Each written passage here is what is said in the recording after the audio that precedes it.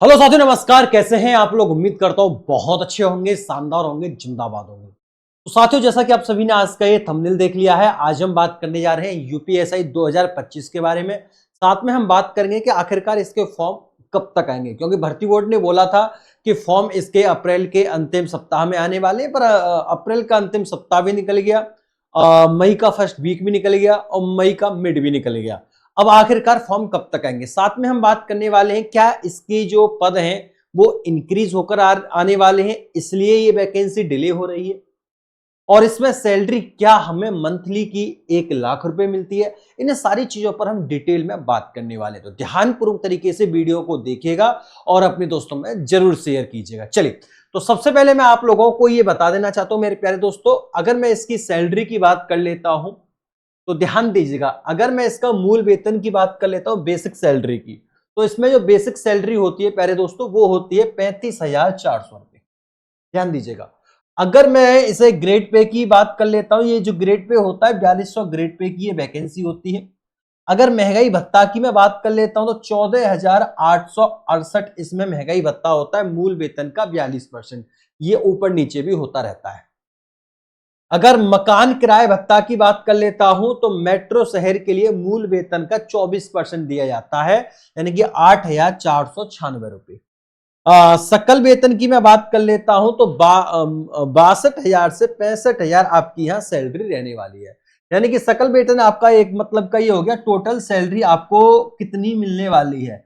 तो आपकी जो सैलरी होती है स्टार्टिंग में आपकी 62,000 से 65,000 तक आपकी यहाँ सैलरी देखने को मिलती है। फिर इसमें डिडक्शन भी होता है, कुल कटौती भी होती है आपकी 5,000 से 8,000 यहाँ पर कटौती होती है।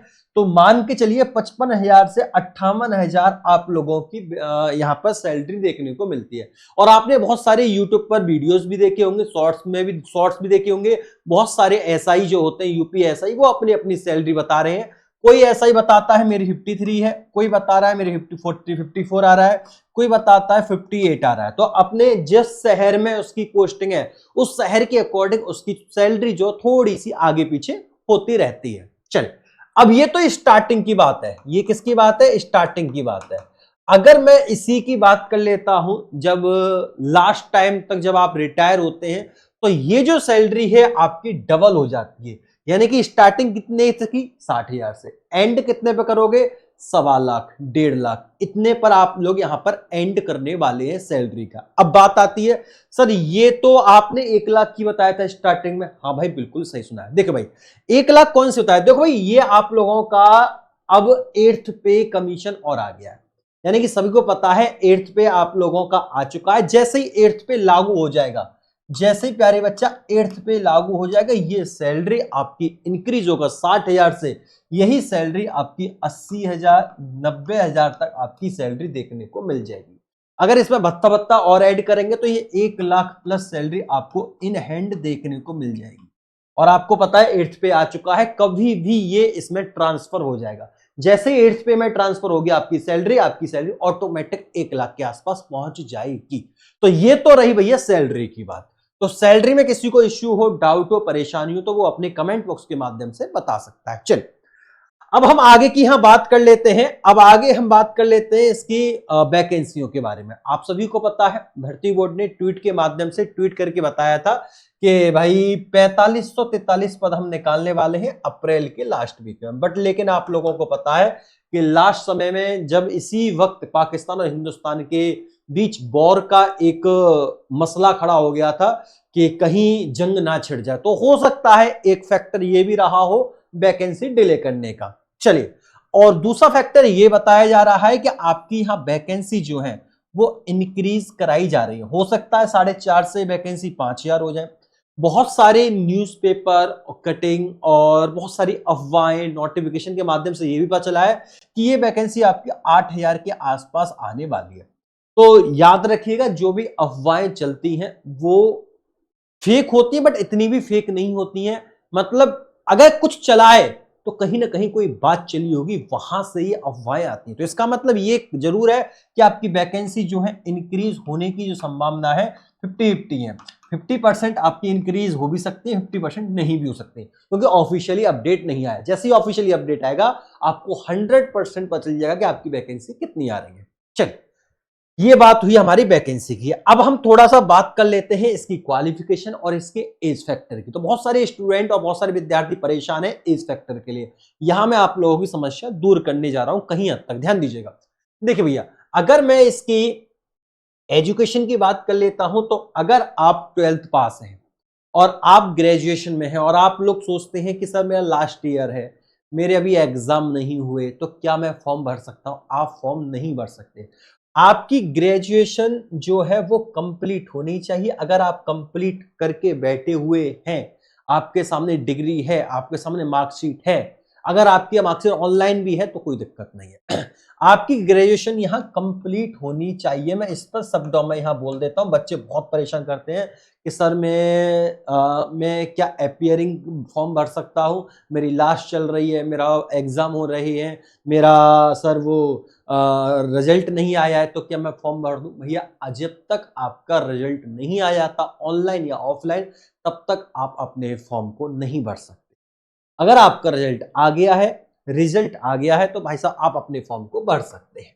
चल, अगर मैं इसकी एज लिमिट की बात कर ले तो मेरे भाई 21 से 28 वर्ष इसकी एज लिमिट होती है। अगर यही मैं बात कर लेता हूं आपकी ओबीसी, एससी और एसटी की, तो यही मेरे भाई आपकी 21 से 33 वर्ष आपकी एज लिमिट होती है। अब इसमें बहुत सारे स्टूडेंट ये परेशान होंगे, सर मेरी एज इतनी है तो क्या मैं एलिजिबल हूं या नहीं हूं, कब से काउंट होगी एज, वो सारी चीजें मैं यहां पर बताने जा रहा हूं, ध्यान दीजिएगा। अगर आप यूपीएससी 2025 की भर्ती देख रहे हैं, अगर आपकी 21 वर्ष की आयु सीमा देखना चाहते हैं तो ध्यान दीजिएगा 21 वर्ष के हुए हैं या नहीं हुए हैं। तो ये देखिएगा, अगर आपका जन्म 1 जुलाई 2025 से 25 तक 21 वर्ष के हो जाने चाहिए।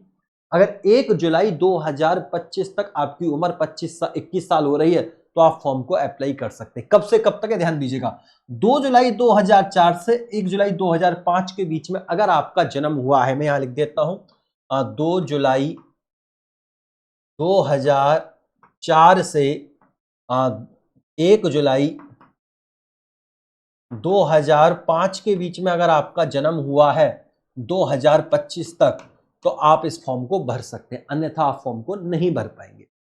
अगर मैं 28 वर्ष की बात कर लेता हूं कि आप 28 वर्ष के हो चुके हो, ये ओवर एज तो नहीं हुए, ध्यान दीजिएगा।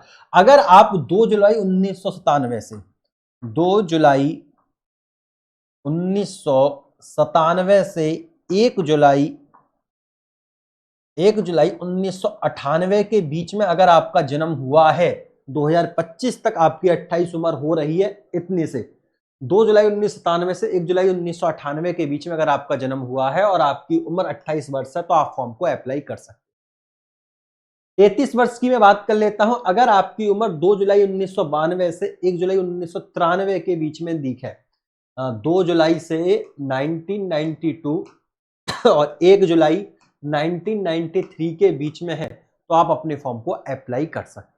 ठीक है भैया, तो 21 साल का ही बता दिया मैंने, 28 साल का ही बता दिया और आप लोगों को मैंने 33 वर्ष का ही बता दिया। ये अपनी अपनी डेट देख लेना, 21 साल वाले 2004 और 2005 के बीच में होने चाहिए और 28 साल वाले 1997 से 1948, ये डेट देख लेना 2 जुलाई और 1 जुलाई को, ये मोस्ट इंपॉर्टेंट है।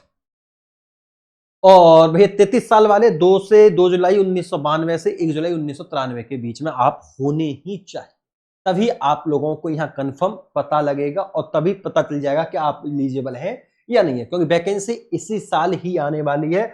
जो भी स्टूडेंट परेशान हो रहे थे कि वैकेंसी कब आएगी, जो भर्ती बोर्ड ने साफ साफ बोल दिया कि अप्रैल के अंतिम दिनों में हम देने वाले हैं, पर वहां नहीं दे पाए। हो सकता है, मैंने पहले ही बताया था कि पाकिस्तान हिंदुस्तान की जंग छिड़ गई थी तो वहां सीज फायर हो चुका है, तो जब ये शांति हो चुकी है तो हो सकता है आपकी वैकेंसी भी इंक्रीज यहां पर हो जाए और आपकी वैकेंसी बहुत जल्द आपको देखने को मिले। तो ये कंफर्म है, आप लोगों का नोटिफिकेशन जो है मई में आपका 100% आ जाएगा। बेशक मिड मई निकल चुकी है, पर जहां तक है मई में आपका नोटिफिकेशन कभी भी आ सकता है। हो सकता है मैं इस वीडियो को बोल रहा हूं और मेरे बोलने के बाद ये नोटिफिकेशन आपका शाम को आ जाए, कल आ जाए, परसों आ जाए, 1 हफ्ते में आए, 2 हफ्ते में आए, मतलब मई के 30-31 तारीख तक आराम से आ जाएगा। अच्छा, मई का कौन सा महीना होता है ये बताओ, 30 का होता है 31 का होता है, बताओ जल्दी से। 30 का होता है 31 का होता है, जिसको भी नहीं पता तो यहां से काउंट कर लिया करो भैया, जनवरी, फरवरी, मार्च, अप्रैल, मई, तो मई का होता है 31 का, ऊपर वाले 31 के होते हैं, नीचे वाले 30 के होते हैं, यहाँ आप लोगों को पता होना चाहिए। तो 30-31 तारीख तक आप वेट कर लीजिए, 30-31 तक आपका ये फॉर्म आने की पूरी पूरी संभावना है। ठीक है भैया, चलो, तो ये मैंने आप लोगों को यहां पर पूरी इंफॉर्मेशन दे दी। किसी भी विद्यार्थी को कोई भी दिक्कत हो, परेशानी हो, कमेंट बॉक्स के माध्यम से जरूर बताना, और अपनी पढ़ाई को मजबूती से, स्ट्रॉन्ग तरीके से अपनी करते रहना, पढ़ते रहना, और अच्छी तरीके से पीवाईक्यू को जरूर कवर करना। अगर पीवाईक्यू मोस्ट इंपॉर्टेंट होते हैं तो पीवाईक्यू को चैप्टर वाइज मेरे भाई जरूर कंप्लीट। आज की वीडियो को यहीं समाप्त करते हैं। वीडियो अच्छी आए तो दोस्तों में शेयर कर देना, चैनल को सब्सक्राइब कर देना। फिर मुलाकात होती है नेक्स्ट वीडियो में, तब तक के लिए मेरे प्यारे दोस्तों नमस्कार, जय हिंद, जय भारत, वंदे मातरम।